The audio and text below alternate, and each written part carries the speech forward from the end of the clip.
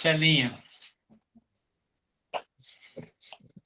Boa noite a todos aí, aqueles que chegaram aí depois, a gente não teve a oportunidade de se cumprimentar.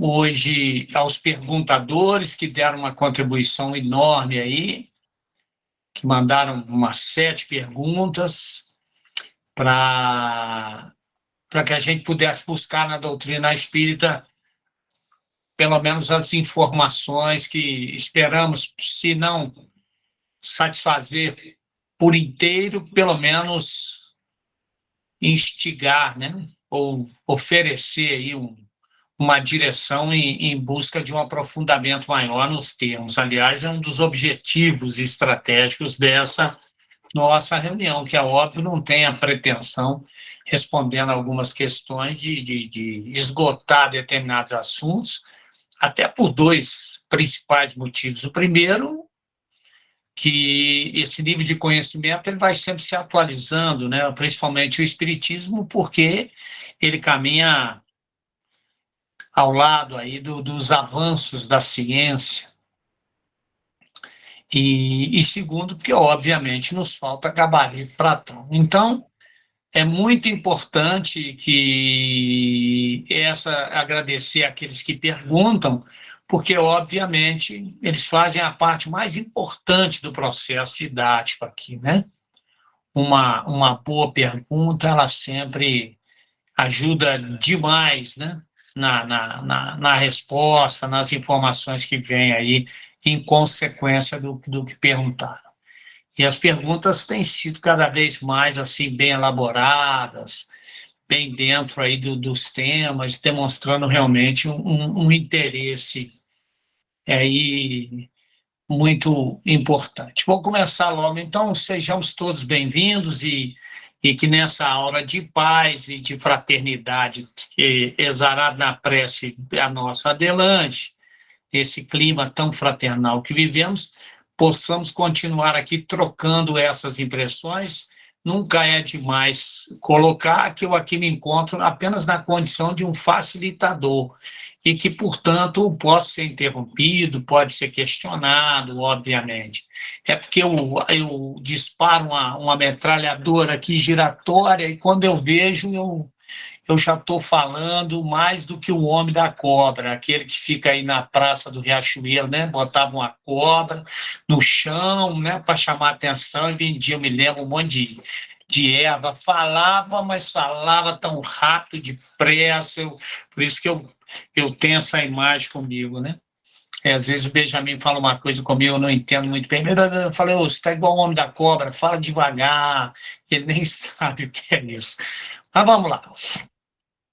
A questão número 1, ela pergunta o seguinte: nossos sonhos com os desencarnados podem incomodá-los? Como não sonhar com eles? Para começar, eu queria dar uma sugestão. Vocês anotem aí. Se não anotar na cabeça, depois a Cilinha já bota no chat aí, que a Cilinha não faz nada. Então, pelo menos isso ela pode fazer, colocar no chat. É a questão 402 do Livro dos Espíritos, né? É a 402, que está lá no capítulo 8º da Emancipação da Alma, porque é uma pergunta que o Kardec faz, ali é toda essa parte ali da Emancipação da Alma, vai falar principalmente sobre sono e sonho.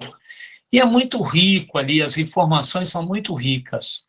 Então, eu aconselho a leitura, né? Fazer um miudinho ali, quem a hora que tiver, né, um tempinho aí, e dar uma lidinha na 402, ok? Então, o capítulo todo é bacana. Pronto, aí, a competência. Vamos lá. A gente precisa de um pressuposto básico, né? Que é óbvio, mas não custa nada a gente lembrar, né? Nós vivemos duas fases distintas, né? Aqui enquanto encarnados. Ou seja, uma no corpo físico, tá claro?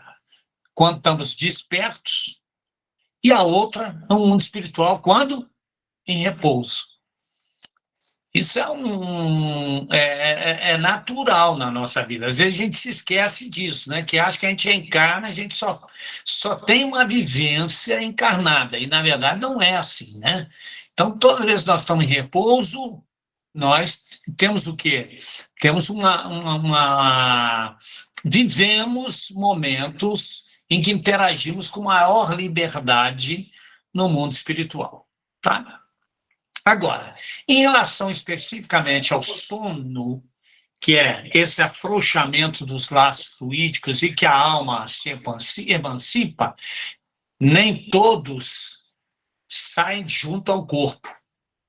Nem todos. Nem todos. É bom que se diga isso. Mas há um afrouxamento dos laços que nos prendem ao corpo físico. Até esse cochilinho que a gente dá, que é tão breve, são relaxamentos aí dos fluidos que nos prendem ao corpo, certo? No período de sono, que é esse que a gente, né, se prepara para dormir, que vai acontecer daqui a pouco, nós somos assistidos por espíritos protetores, né? Eles aproveitam esse momento, por quê? Porque nós ainda não aprendemos a nos utilizar de uma ferramenta valiosa. Aliás, a gente até se esquece, mal barata. Hoje eu estava dando uma estudada e me lembrei disso, né? De que é a intuição. A gente já falou sobre intuição, a gente já estudou, já mostrou a importância da intuição, né? Que é a forma que os nossos guias e protetores, os espíritos benfeitores, se utilizam demais para conosco, né? Desde que a gente se coloque numa posição para ser intuído, quer dizer, naqueles momentos mais difíceis, nos momentos de alguma decisão, no nosso momento de tristeza, nos nossos momentos de alegria, enfim.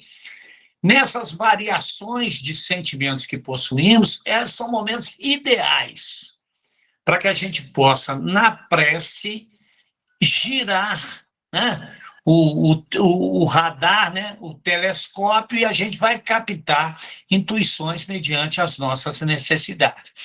Como a gente treina muito pouco isso durante o dia e, obviamente, né, despertos no corpo físico, mas é importante treinar. Os espíritos se utilizam muito para avaliarem conosco no nosso planejamento reencarnatório, enfim, quando nós adormecemos. Então, ali, o sono também serve para, além de nutrição para o corpo físico, não uma revitalização, mas para nós, indivíduos, né, espíritos, serve para quê? Os espíritos nos auxiliam, os espíritos nos instruem, não é isso? Eles nos alertam, inclusive, sobre determinados comportamentos, nos dão feedback, né? Nos mostram, colocam em relevo as nossas necessidades espirituais mais emergentes, né? De uma forma geral, nós somos envolvidos por essas entidades, né, amigas. Mas também, dependendo das nossas condições vibratórias, já somos envolvidos por entidades que ainda estão presas a aspectos inferiores da vida, né? Portanto, é necessário sempre a nossa preparação antes de dormir, de uma forma consciente e pela oração, né? Onde nós solicitamos a ajuda e a presença de bons espíritos junto a nós durante o sono físico. Então, isso é muito importante. Estou discorrendo um pouquinho do sono para que a gente entenda a pergunta e que a gente possa tirar as próprias conclusões. Bom, aí a nossa atividade espiritual vai se estender além do sono físico. Por quê? A gente sabe, pelas colocações do Espírito de Verdade, né, estudando o Livro dos Espíritos, que o espírito jamais está inativo. Quando nós adormecemos, estamos de forma ativa na vivência espiritual, né? Então, o sono é apenas o repouso do corpo físico na recuperação das energias gastas. Nós sabemos disso, né? E o espírito, nós vamos nos refazer aonde? No plano espiritual. Né? Então, assim que os nossos sentidos físicos entorpecem, relaxam-se, né? esses cordões que nos prendem ao corpo físico, e nós nos libertamos parcialmente. Parcialmente por quê? Porque ainda estamos presos ao corpo, né? Os espíritos encarnados, possuem o que chamamos de cordão de prata, cordão fluídico, né? Tem uma passagem muito interessante, vou citar um livro que todo mundo já deve ter lido, que está lá em Nosso Lar. O André leva susto, né? Com 2 espíritos que ele vê, né? Saindo uma coisa assim, um cordão, e diz, né? Lembra disso? E que lá eles instruem, não, isso aí são encarnados, que possuem o chamado fio de prata ou cordões fluídicos, né?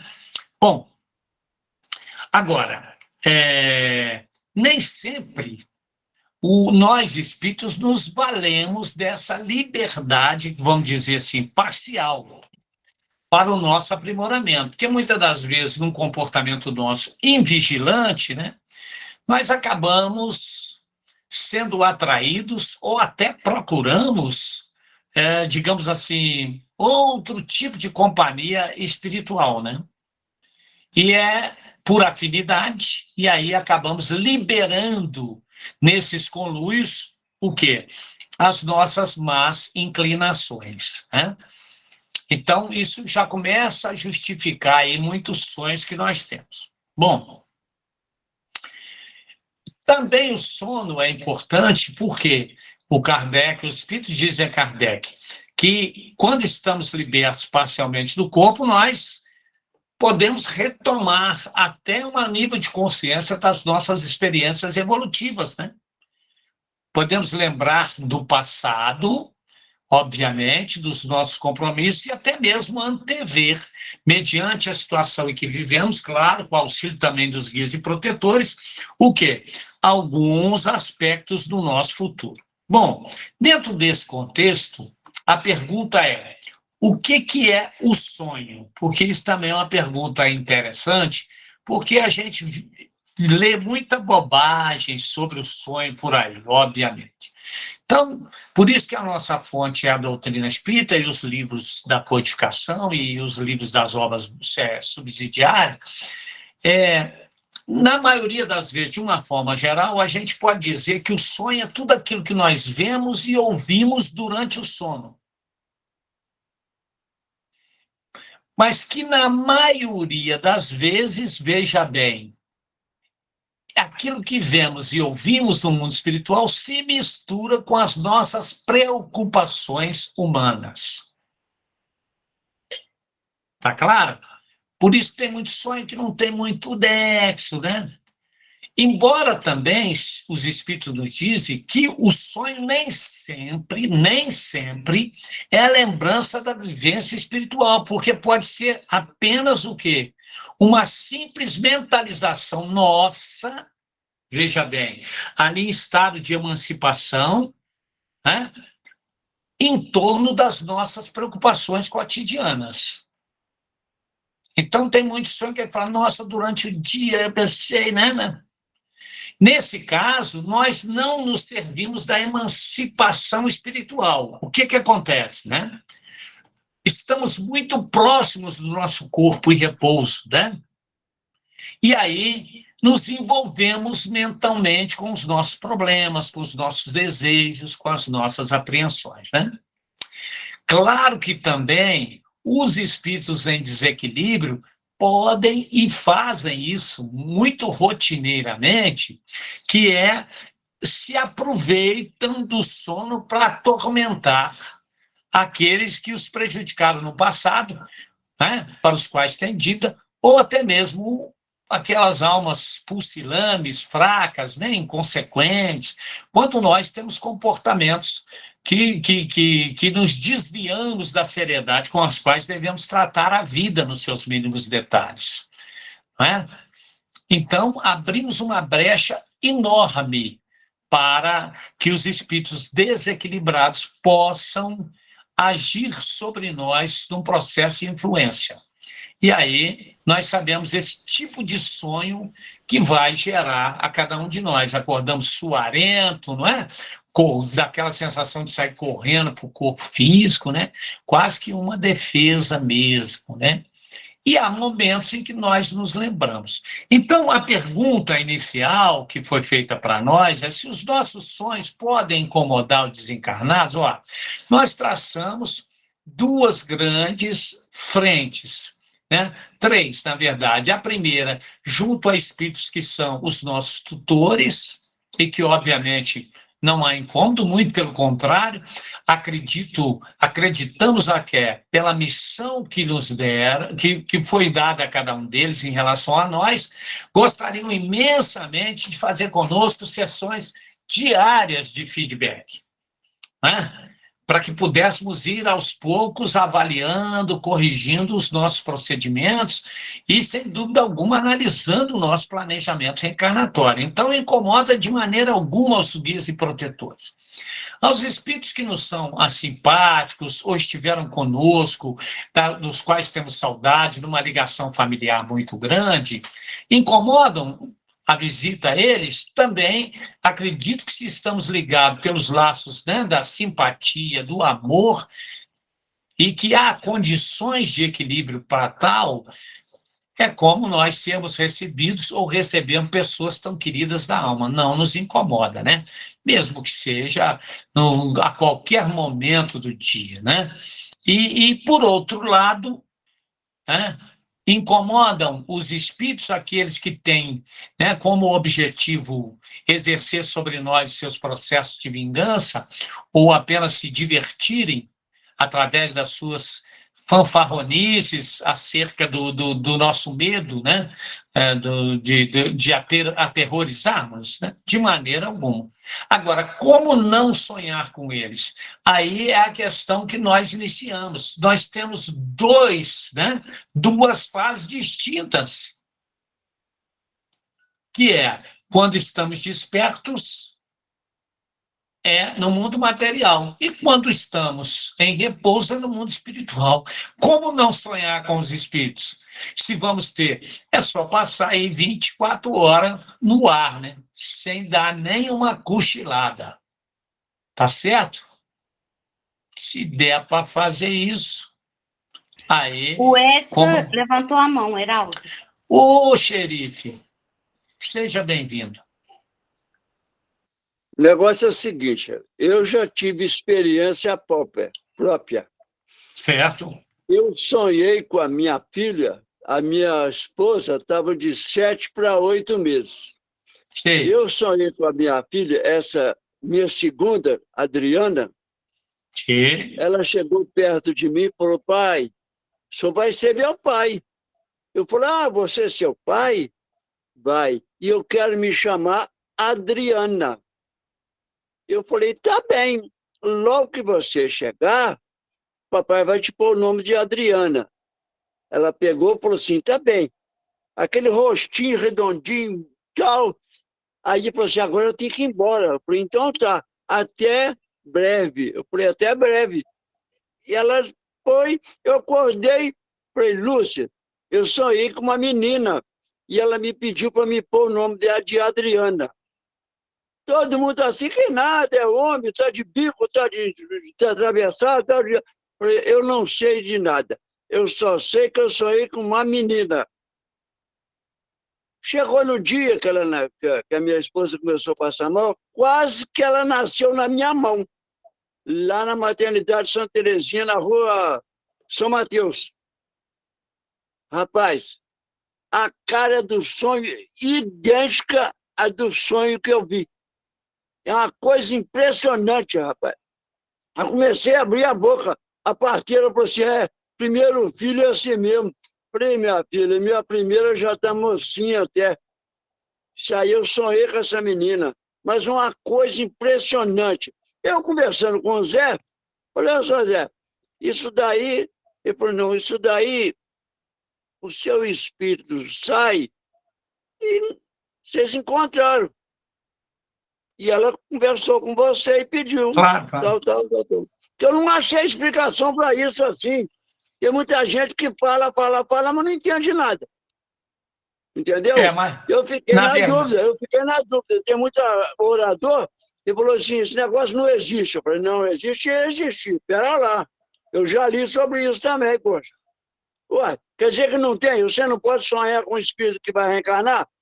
Claro que sim, ué. Nós vivemos Ué, uma lógico, fase, ué. toda vez que Eu nós tenho estamos em experiência repouso, própria da minha filha. pronto. Inclusive, ela é um carrapato comigo. E um xodó danado, entendeu? É. Você vê como é Na, que é. na mocidade espírita também ela era carrapato. Então, isso aí. Pois Eu é. lembro bem. Minha querida Adriana, claro. Mas isso muito natural, tá, Edson? Pode ser que não aconteça com muitas pessoas, mas é muito natural. Sem dúvida alguma, a gente sabe que os pais participam desse processo. Vamos lá. Mais mãozinha nenhuma, não. Então, vamos lá. 2. A pergunta boa aqui, interessante também. Doenças hereditárias são compromissos de um passado em que os mesmos estiveram juntos? Seria kármico? Então, aqui, claro, né? Então, tem aquelas doenças hereditárias na família, quer dizer que todos têm que passar por aquilo, porque seria kármico. Eu quero dar uma sugestão também de um livro, é do Eurípides Q, K-U com trema, H-L, que se chama, depois eu vou passar para a Cecilinha, Espiritismo e Genética, editado pela FEB. Um livrinho bacana, tem até PDF dele aí, pode baixar. Mas é um livro bacana, viu? Embora com algumas atualizações foram feitas assim, em 2015, quer dizer, pode ter alguma... Espiritismo o quê? E Genética. Ah. Mas muito bom, prefaciado pelo Jorge Andréa. É um livro bacana. É um livro bacana. Não é muito conhecido, assim, né? O marketing dele no meio espírita não é bom, mas o livro editado pela FEB, o Eurípides, que é um cara, né, que bem recomendado aí, enfim. Isso. O H é depois do U, e tem um trema no U aí, para dar um som de I. Então vamos lá. A primeira coisa que a gente precisa compreender, doenças hereditárias são compromissos de passado em que os mesmos estiveram juntos, seria kármico? A primeira coisa que a gente precisa entender é o seguinte: hereditariedade é um conceito biológico. Por que eu estou dizendo isso? Tá? Herança genética é diferente de herança material. Claro, vocês vão falar, é óbvio, sim, mas veja bem, por quê? Na herança material, o que o pai deixa para o filho? Tá igual o xerife, vai deixar uma fazenda para um, vai deixar um apartamento para outra, vai deixar, né? Deixa ações, deixa dinheiro, deixa isso. Essa é a herança material que a gente sabe, né? Na genética, na herança genética, isso aí, Silvia. Na herança genética, né, os pais dão gametas aos filhos, que, na verdade, o que são? É uma espécie de bússola. O que é a nossa herança genética? Os pais nos dão uma espécie de bússola, né, que vai orientar toda a nossa formação, nosso desenvolvimento biológico. Ou seja, em outras palavras, o pai não dá cérebro para nós, não dá fígado, nariz, não dá nada disso. Então, o pai, a herança genética, não dá olho, não dá isso, não dá nada disso. O que o pai dá são coordenadas genéticas para a formação dos nossos órgãos. Que a gente sabe, às vezes essas coordenadas dão um probleminha, que não tem nada a ver com hereditariedade, para síndrome de Down, lá no cromossoma 21. Está claro isso? Que podem causar algumas outras malformações, não é? Que são derivadas de como das variáveis que acometem todo um período de gestação. Está claro? Então, o que vem dos pais é muito importante, é interessante a gente fazer essa observação. Não é? Eles nos dão coordenadas. E isso a gente entende do ponto de vista espírita, por quê? Porque essas coordenadas é que são manipuladas pela espiritualidade superior na construção, no modelo do corpo físico. Tá certo? E olha que isso mudou essa concepção, porque, o século XIX e século XX, as enfermidades normalmente eram debitadas na hereditariedade paterna. Olha, coitado de nós homens. Até meados do século XX, é verdade, ó. Doenças físicas e mentais, a carga era sobre quem? Sobre o pai. Isso aí é o pai. É verdade. Veja bem, então não tem muito tempo que a biologia moderna desmistificou esse conceito, tá? Então nós começamos a entender o seguinte, que doenças genéticas e doenças hereditárias são coisas também diferentes. Isso está claro? São essencialmente diferentes. Aliás, que se diga. Bom, o que são as doenças genéticas? A gente já viu aqui, elas acontecem em relação a um distúrbio, né, um erro no material genético, né, que pode ser causado por estresse, má alimentação, que tem uma série de fatores, infecções, radiações. Isso tudo pode gerar uma doença genética. Está claro isso para todo mundo? Bom, agora, as doenças hereditárias, elas, é claro, é uma herança genética transmitida entre gerações de pais para filhos. Agora, tem um dado muito legal, que a questão que vai nos ajudar na resposta. Em torno de entre 5% e 10% das doenças são hereditárias. A grande maioria absoluta são doenças genéticas.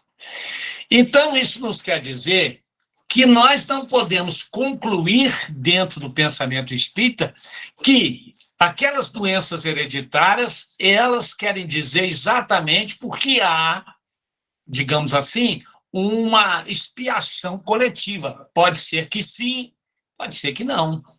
Porque há fatores variáveis que podem gerar, por exemplo, doenças genéticas, que não são hereditárias. Está claro? Isso abriu, eu achei que talvez fosse interessante. Se não for interessante, aí vocês não vão ficar bravos comigo, que aí é a prerrogativa de quem vai responder aqui, né? Que é aquela de imaginar que vai ser interessante a informação e coloca aqui. Mas vocês fiquem à vontade para dizer, não foi. Mas que cabe da gente pensar assim. Por quê? Porque grande parte das doenças é de um fator que nós não levamos em consideração, porque ainda precisamos desconstruir aquela história do... E nos esquecemos que o período de gestação existe um livre-arbítrio dos pais e que pode-se gerar uma série de fatores. Por exemplo, doenças espirituais autoinduzidas por desequilíbrio vibratório, que é o que a gente disse aqui. Ou seja, se o perispírito é ligação de célula por célula do corpo físico, não é isso? Elas, obviamente, estão intimamente interligadas aonde? O perispírito ao corpo físico, intimamente ligado, né? Profundamente ligado. Como é que essa ligação se processa? Nós já estudamos, falamos sobre isso, por induções vibratórias, não é? Vibracionais, né? E que a cada desajuste ele é gerado por uma falta de sintonia vibratória. Todas as vezes em que há um desajuste por sintonia vibratória, há um problema que reflete no nosso corpo físico, que gera em nós males, né? Bom, o perispírito, ele não é um prisioneiro do corpo físico. Nós sabemos disso, né? Ele não está ali, né? Ele se manifesta, inclusive, além dos limites do corpo físico. Nós acabamos de dizer das emancipações da alma, não é? Né? E se projeta como? Quando nós fazemos uma oração, vamos pegar um belo exemplo de projeção, que é uma projeção vibracional, eminentemente o quê? Fluídica. Aqui, ó, nós fazemos uma prece intercessória, nós mentalizamos e vibramos em direção a alguém. Isso é uma manifestação, o quê? Fluídica, que vem da onde? Movido pela vontade do Espírito, que são os fluidos que compõem o nosso perispírito. Não é assim? Quando nós damos um passe, então, na verdade, né, o perispírito ele se irradia. Ele responde de imediato às projeções mentais que nós fazemos.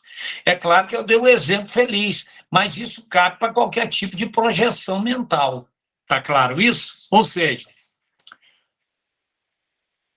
lamentavelmente, nós ainda perdemos muitos momentos na vida ocupados com o quê? Está lá, ó. Críticas aos nossos semelhantes, sentimentos de ódio, de mágoa, de vingança, maledicência, hein? Exigências descabidas da providência divina, ociosidade, momentos de cólera, né? Em que nós perdemos a consciência, né? O bom senso, o azedume, quando acordamos, estamos azedos, né? E, principalmente, também aquelas reclamações levianas que nós temos contra a vida, né? Se chove, a gente reclama. Logo hoje que eu estiquei o cabelo, vai chover. Logo, aquelas reclamações, né? Que nós fazemos aí, que são profundamente levianas aí, contra a vida, contra todos, né? Assim? Ora, isso produz desequilíbrio vibratório, que acaba produzindo doenças espirituais. E qual é a fonte dessas patologias? São autoinduzidas, quer dizer, nós mesmos nos adoecemos. Está claro isso? Tem um outro tipo. Agora, alguém vai me perguntar, isso influencia um processo de gestação? Claro. Se uma gestante se comporta dentro desse padrão, é óbvio que o espírito reencarnante, cujo perispírito está vinculado ali ao dela, obviamente que vai sofrer o influxo dessas injunções vibracionais. E que pode gerar naquele nascente um problema tido como congênito, mas que foi produzido por uma doença espiritual autoinduzida. Está claro? Aí nasce como uma doença hereditária. Não. Genética? Sim, mas qual foi o fator? Uma autoindução da gestante, e enfim. Tá? Bom, agora, qual o melhor remédio? E aí os espíritos dizem, qual o melhor remedinho? Qual que é a Neusa comparada da Neusaldina da dor de cabeça? Nesses casos, obviamente, qual o remédio mais eficaz para o ajuste vibracional? Qual é? O orai e vigiai. Não tem outra recomendação. Então, nos momentos em que nós vamos nos desequilibrar, né, porque o orai e vigiai está muito distante ainda da nossa rotina, né? Às vezes a gente ora uma vez só por dia e olhe lá, né? Então, está muito longe disso, né? Então, essa sintonia entre corpo físico e perispírito, ela, para recuperar o equilíbrio vibratório, a oração funciona demais, ok? Porque é muito fácil de sentir quando o perispírito e o corpo físico estão em desajuste, em desequilíbrio vibracional. Quer ver só? Mal-estar, uma estafa, lógico, sem uma justificativa plausível, né? Então, aquele sentimento, aquela cansaço, enxaqueca, aquela digestão que nunca se acomoda, né? Aquela coisa. Então, na verdade, mau humor é característico de desajuste vibracional entre corpo físico e perispírito, né? Que são tidos aí principalmente as doenças psicossomáticas, ok? Há um outro tipo também de doença provocada por um processo de autoobsessão. Esse a gente entende bem. O pensamento é uma energia que constrói? Nós sabemos disso. Pensamento é uma energia que constrói. Constrói o quê? Constrói imagens. De acordo com o que pensamos, nós vamos construindo imagens que vão se consolidando em torno de nós. Essas imagens, quando impressas em nosso perispírito, que são aquelas recalcitrantes, repetitivas, não é verdade? Né? Elas formam o quê? Como é que os espíritos que nunca nos viram, se chegar junto a nós, eles não precisam ter, veja bem, até os espíritos mais grosseiros.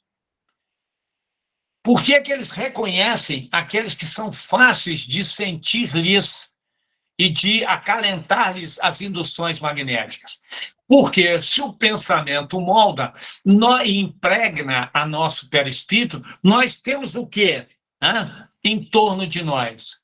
Aquilo que nós chamamos um campo que representa as nossas ideias. Então, o espírito bate no olho, ele sabe dos campos.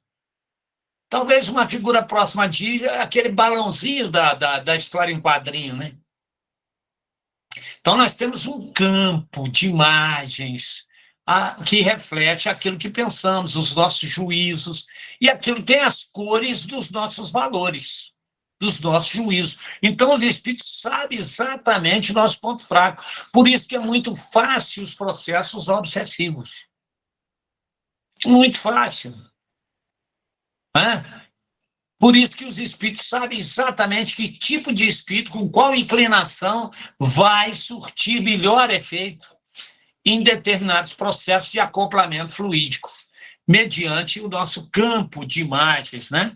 Ou seja, e isso não é difícil de pensar. Da onde são plasmados isso aí? Claro, do fluido cósmico universal, que está aí, ó. São elementos do fluido cósmico universal. O pensamento vai e molda essa matéria plástica que envolve a todos nós, a tudo, né? Então, estamos todos envolvidos no fluido cósmico universal. Algum desses elementos do fluido cósmico universal, eles têm essa propriedade de plastificarem, né? Tá certo? E isso, então, na verdade, dentro desse cenário, digamos assim, daquilo que plasmamos, está ali todos a nossa atmosfera psíquica. Ali nós aprisionamos as formas que são sustentadas pelo nosso pensamento. Está claro isso para todo mundo? A Adelange levantou a mão. Adelange, minha querida. Deixa eu te perguntar uma coisa.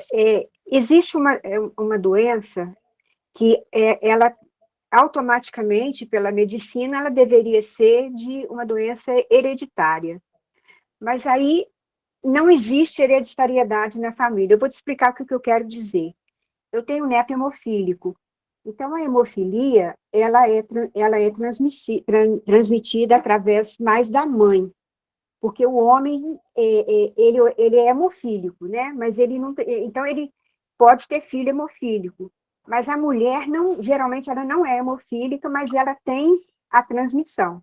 Sim. E o meu neto, ele nasceu com hemofilia, mas o meu filho não é hemofílico, e a minha nora fez todos os exames, ela também não tem hemofilia. Então, foi constatado que foi uma mutação. Tá, aí a mutação... Por que esse espírito escolheu esse casal?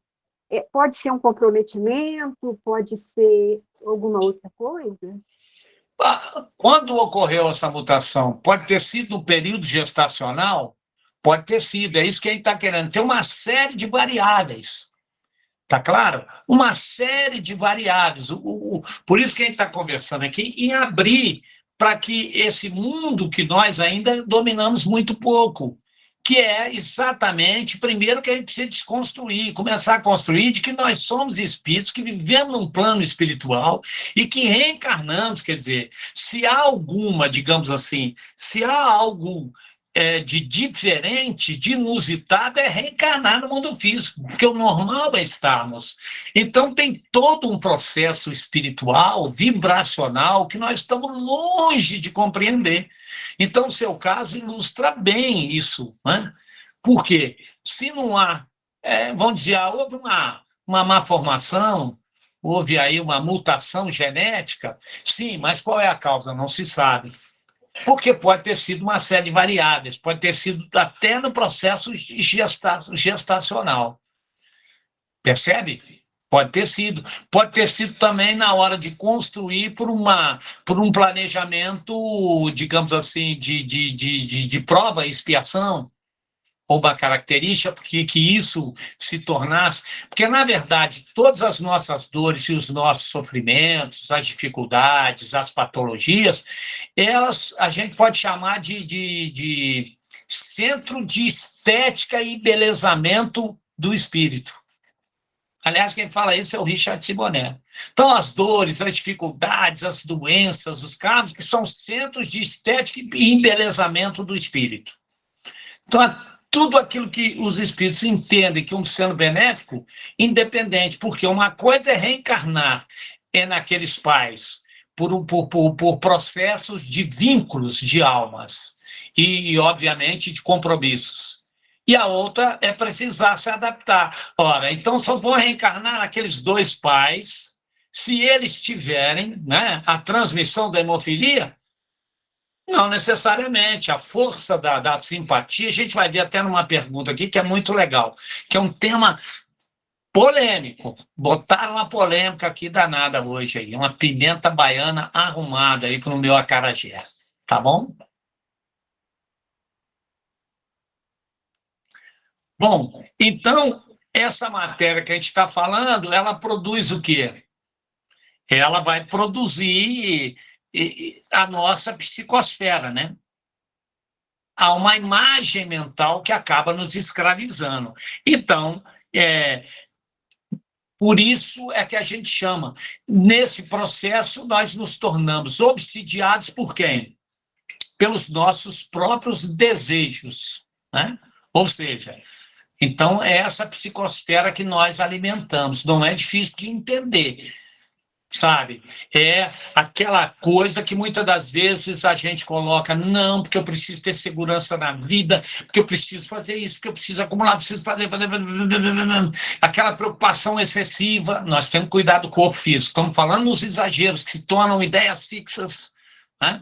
Cada um conhece. Eu conheço pessoas que você falar que dá uma intervenção no corpo, agora está em moda harmonia facial, tem uns nomes aí, faz qualquer coisa, que dentro do céu hoje aí faz.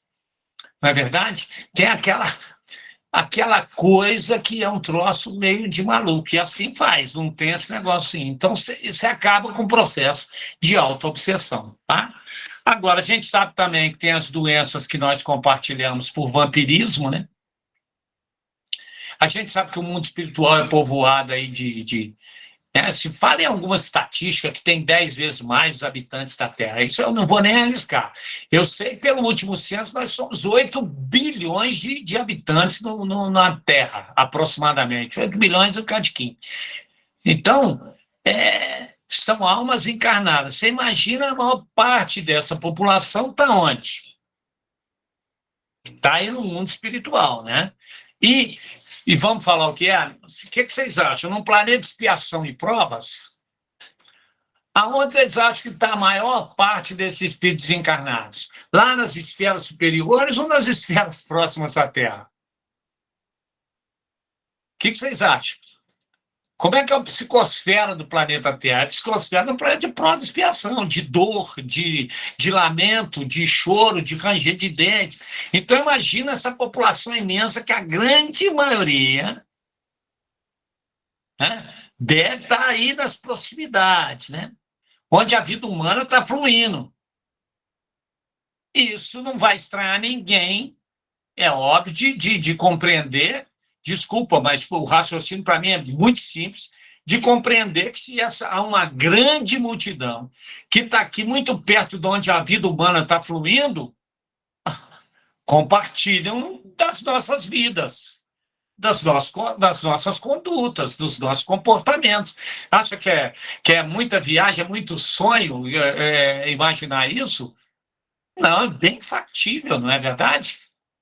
Claro que estão aí, né? Agora, nós, desse mundo também, estão guias e protetores, são aqueles espíritos missionários que estão aqui, ó, vinculados às colônias espirituais, muito próximas da psicosfera. Eles também estão aí, ó, trabalhando nessas furnas, convivendo. Eles visitam, estão conosco todo dia, também estão aqui, onde a vida humana flui.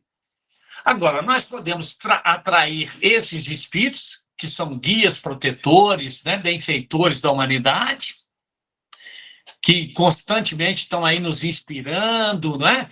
Melhorando, pacificando, de certa forma, não é? Purificando o nosso campo mental, que a gente falou um pouquinho, mas também podemos aprisionar espíritos junto a nós, através de quê? Dos nossos vícios, né? Dos nossos desregramentos, inclusive alimentares, né?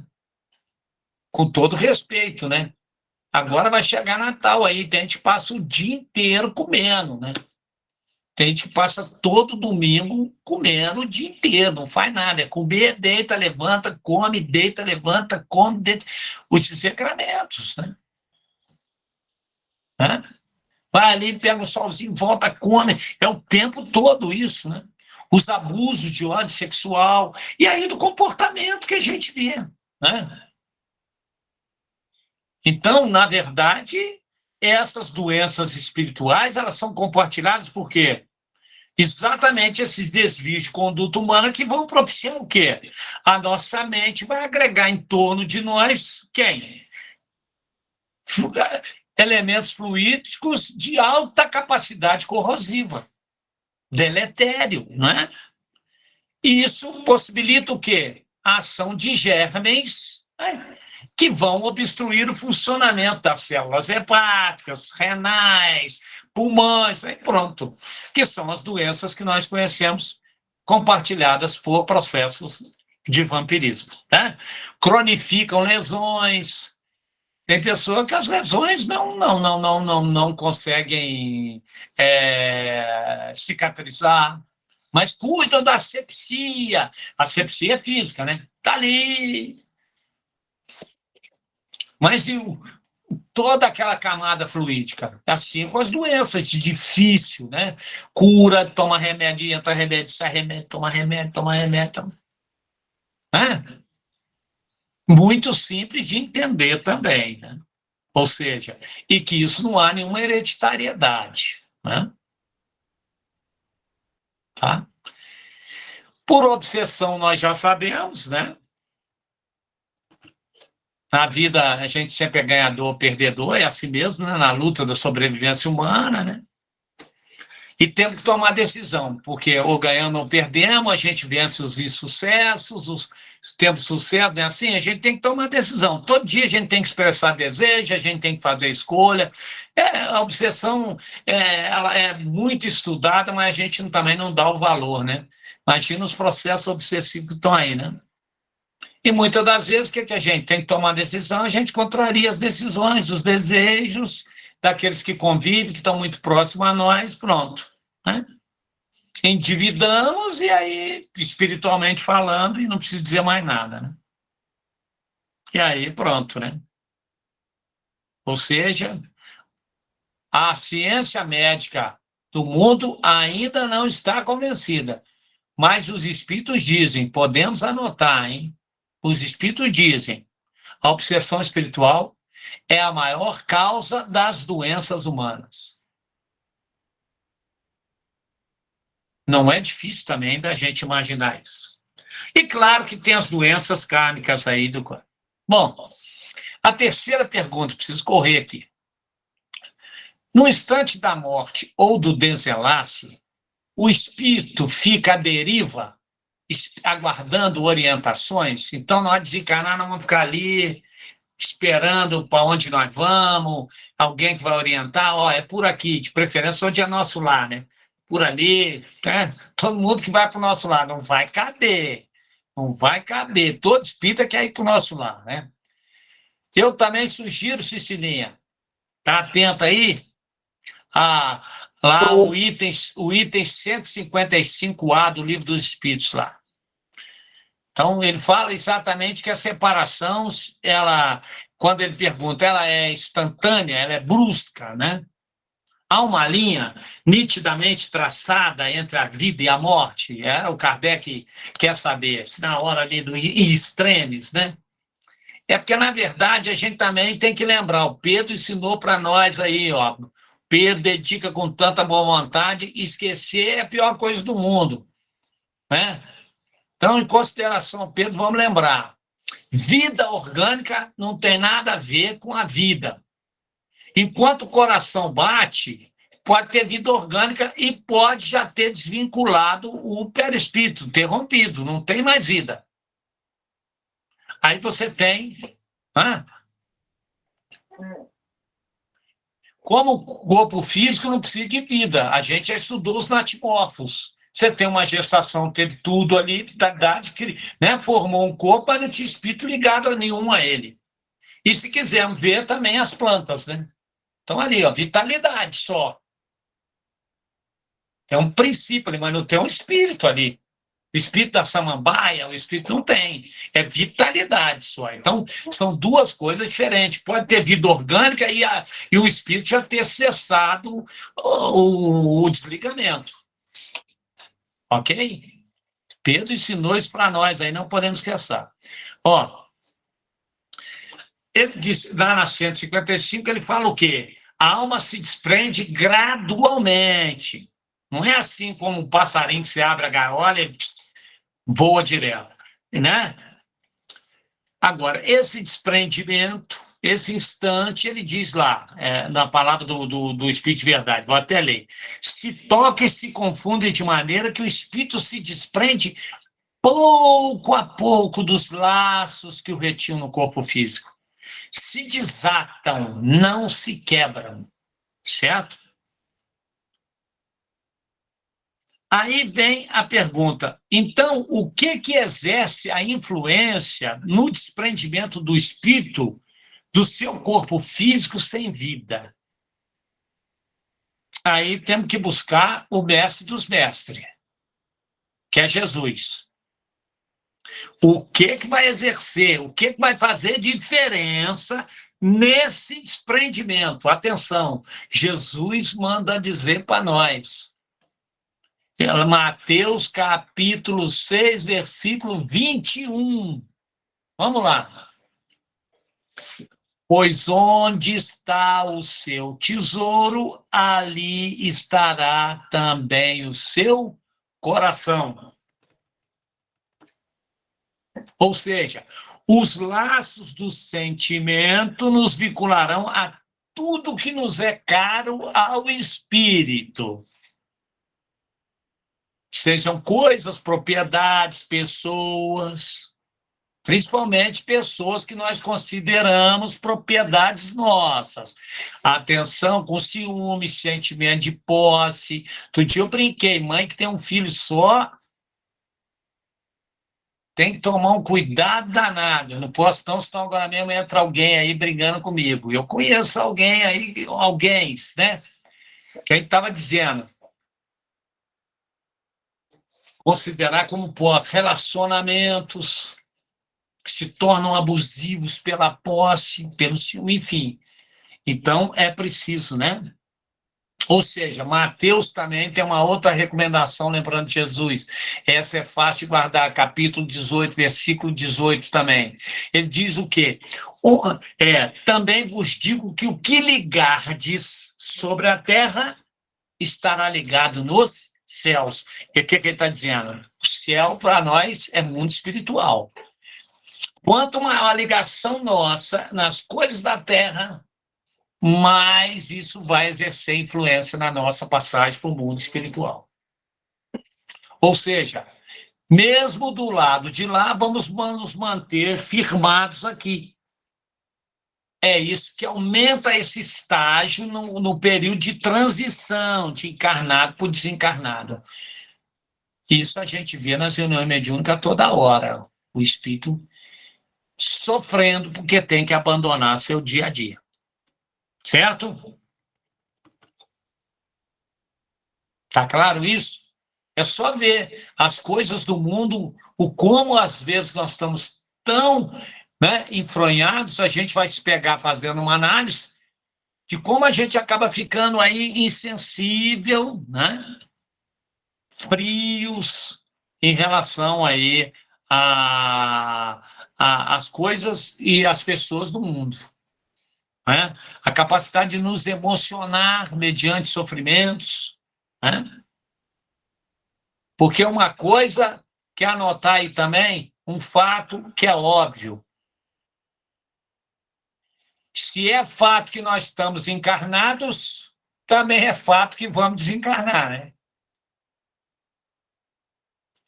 Tá claro isso? Então, temos que nos preocupar, sim, com o nosso desencarne. Há uma outra pergunta aqui, eu achei até muito interessante, porque eu não tinha pensado nisso. Aí tive que buscar isso aí, onde é que estava. Olha a pergunta aqui, ó. É certa a afirmação de que o desenlace começa dos pés para a cabeça? Eu não tinha nem pensado. Se começa de baixo para cima. A gente precisa entender que existe o cordão fluídico, tá? Esse é que é o chamado cordão fluídico, é o fio de prata, que é o último a ser desligado. Mas tem umas coisinhas aqui, porque o autodesligamento, ele existe, mas depende muito da condição espiritual, né? Do espírito que está ali desencarnando, né? Ou seja, espíritos de maior envergadura espiritual, eles são capazes de promover esse autodesligamento, né? Eles se desligam os laços que o prendem ao corpo físico. Agora, a grande maioria de nós precisa de amparo, precisa de ajuda, supervisão, né? Por quê? Porque o desligamento para nós é muito difícil, porque nós ainda ficamos muito ligados vibratoriamente ao planeta, ao nosso dia a dia, tudo aqui, né? Então, por isso que na espiritualidade tem espíritos especializados nesse processo, porque a demanda é grande, né? A grande maioria dos que desencarnam, eles precisam mesmo, né? Agora, também é bom lembrar que esse processo aí de equipes, elas estão ligadas muito diretamente ao merecimento, viu? Ao mérito. Tem espíritos que não dá para as equipes, não dá. Então, eles ficam, a palavra não é essa, largados ao léu, mas eles ficam realmente ali sujeitos às próprias intempéries, né? Que são aqueles espíritos que vão ainda, porque no momento do desencarne, a gente sabe, do desligamento, há espíritos que, inclusive, acompanham, a gente vê isso na literatura, os despojos carnais no cemitério durante um tempo, para evitar que aqueles despojos, embora o espírito não está mais ligado ali, já foi desligado, ainda cheios de vitalidade, não sofram, digamos assim, o ataque de entidades, né, desencarnadas aí que vão vampirizar esses fluidos, né? Então, é até em respeito àquele corpo físico, há espíritos que fazem isso quando há um mérito no desencarnante, né? Um mérito, é mérito, tá? Não é porque ele era presidente de centro espírita, porque ele era orador, dirigente de reunião mediúnica, não era nada disso, é mérito. Porque ele era espírita, não tem nada disso, é mérito. Foi um indivíduo que, né, primou, bom, todo mundo entende isso. Esses recebem, sim, uma ajuda muito grande, né? Agora, esses são os processos que a gente chamaria, podemos chamar assim, não tem esse termo, mas vamos botar um tempo para entender, que são o auxílio desencarnatório completo. Esse começa lá na preparação, né, que na verdade é no ambiente doméstico, né? Aí o espírito, às vezes, que vai desencarnar, recebe visitas, né, de espíritos aí, amigos, começa a sonhar, então tem todo aquele preparo. Tem a proteção, porque existem vampiros, obsessores, muito bem lembrada, Adelaide. O irmão Jacó foi assistido lá pela filha, né, que ajudou bastante, não é isso? Então, há também a proteção, existem vampiros, obsessores, né? Que são muito especializados em vampirizar recém-desencarnados, né? São muito, né? Então, a proteção do corpo físico, do duplo etérico ali, até o desligamento total, né? Contra a investida desses espíritos vampirescos, há uma proteção, que é outro estágio. Tem o encaminhamento, que são aqueles espíritos que, né, recém-desencarnados, que são encaminhados aí, né, o posto de socorro, colônia espiritual, e aqueles outros que acabam, né, que não podem ser auxiliados em função da sua própria condição, não tem a mínima condição de entender o processo, né? É tanto que lá o irmão Jacó, o livro aí sugestivo da nossa Adelante, ele consegue viajar em uma praia, não é? Que isso tudo refrigera, faz muito bem, né? Ou seja, e tem a hora de cortar o laço, né? Que é comum espíritos aí, amigos da última encarnação, espíritos que são amigos, e participarem disso. Uma coisa muito interessante, não podemos dizer que é uma regra geral, mas grande parte a gente vai vendo que os desligamentos, não é? Eles ocorrem à noite, por quê? Porque durante o dia é muito importante, raios solares contribuem muito para afastar miasmas, né? Aqueles fluidos mais... O sol tem uma propriedade de sanitizante, né? Muito grande desse ponto de vista aí. Agora, no cortando o laço, a gente já falou que ali no rompimento do cordão de prata.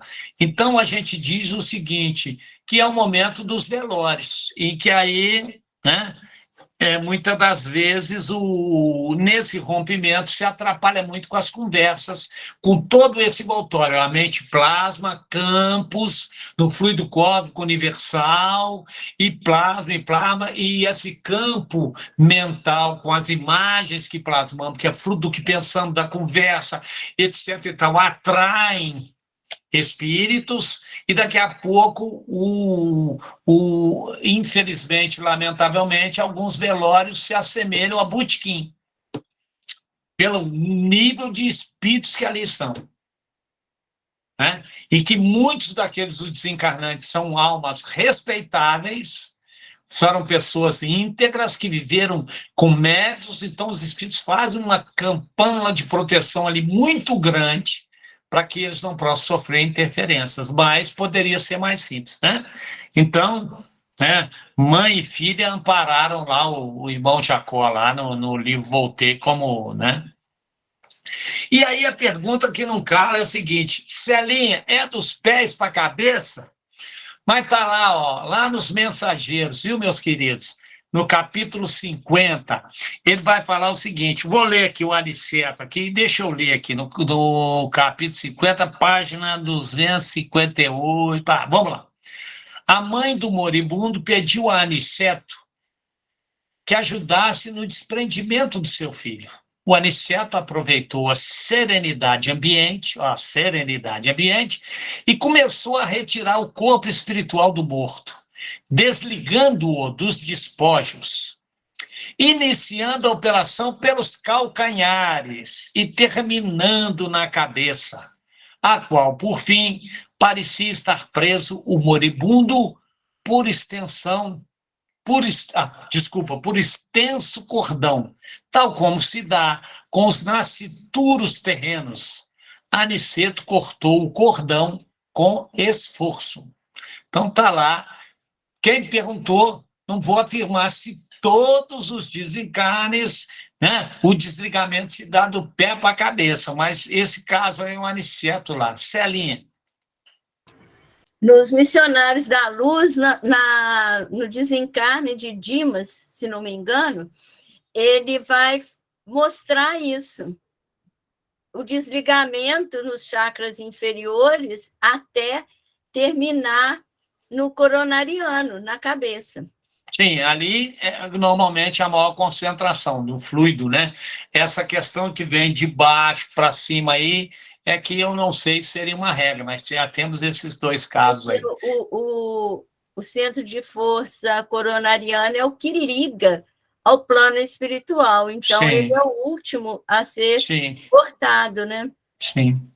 que é o cordão, Perfeito. né? Perfeito. O cordão de prata. Sim, eu não sei se começa nos pés e vai nesse sentido da cabeça, que é o último lá em cima, porque é onde a maior concentração mesmo, né?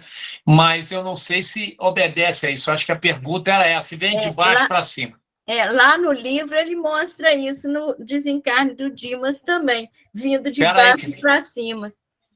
Celinha, eu acho que vamos ter uma contribuição a respeito disso. É o Opa. Valdemar Schmidt e a Cida. O microfone, liga o microfone, meu querido. Isso aí. De acordo com a conversa, o desligamento é do calcanhar para a última cabeça. E no caso de uma pessoa ser decapitada, cortou, de repente, o corpo ficou para lá e a cabeça para o outro lado. Como é que fica? A pergunta é boa, muito boa. A cabeça foi cortada, ela tá decepada. Mas vamos pensar, esse cordão fluídico, ele está ligado ao corpo físico e pela parte perispiritual. Então, ele não é quebrado sendo seccionado a cabeça. Ela pode estar à distância. Por exemplo, vamos chamar um exemplo histórico. Tiradentes, que a cabeça fica num lugar, o corpo foi distribuído em vários pedaços, né? Que também é uma boa. O instante, nós temos que entender o seguinte, o que prende o espírito ao corpo. Então, ele está preso ao corpo. Aquele cordão fluídico são fluidos que está preso à cabeça também, que lá está. Então, ele é desligado, mas ele é desligado a partir do espírito aqui, ok? É a partir do espírito. Então, se desliga e, obviamente, vai perder a vitalidade e os pedaços, estejam juntos ou separados. E, Heraldo, tem aquela obra, o Ave Cristo, que vai trazer isso muito bem na tentativa de decapitação do personagem, Quinto Varro. Porque foram 4 tentativas, e o Carrasco, e havia uma norma, que depois de 4 tentativas e não tendo conseguido a morte, então aquele, no caso, né, o condenado teria fora a pena da morte. E aí nós sabemos toda aquela história, como é que funciona, porém a interferência disso que você acabou de falar. Sim.